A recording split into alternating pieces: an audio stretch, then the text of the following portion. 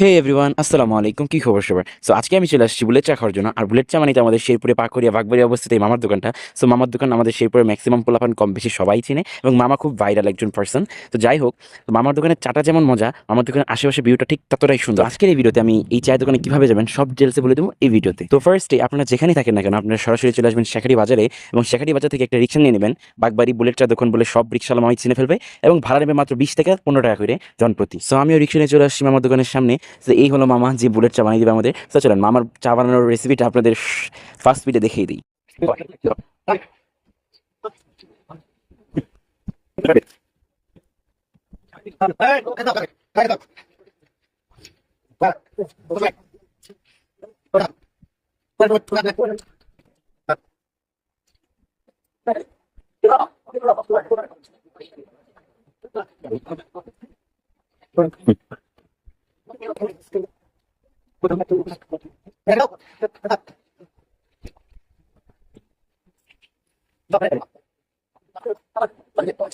তো আমার চা বানানো শেষ, এবার আমার চাটা নিয়ে বাইরে চলে আসছি, কারণ ভিতরে বসি নাই, ভিতরে অনেক গরম, তার জন্য আমার বাইরে চলে আসছি। বাইরে অনেক ভালো বাতাস ছিল। গাইস, আমি একটা বুলেট চা নিয়েছিলাম আর একটা লেমন চা নিয়েছিলাম।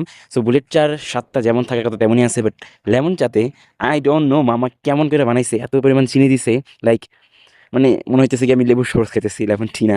যাই হোক, সো আপনারা আমার মতো বিকেলে ঘরে বসে বোর না হয়ে বিভিন্ন জায়গায় ঘুরে ঘুরে দেখেন ভাই, আমাদের সেরপর অনেক সুন্দর সুন্দর জায়গা আছে। সো গাইস, আজকে ভিডিও এই পর্যন্ত, সবাই ভালো থাকবেন।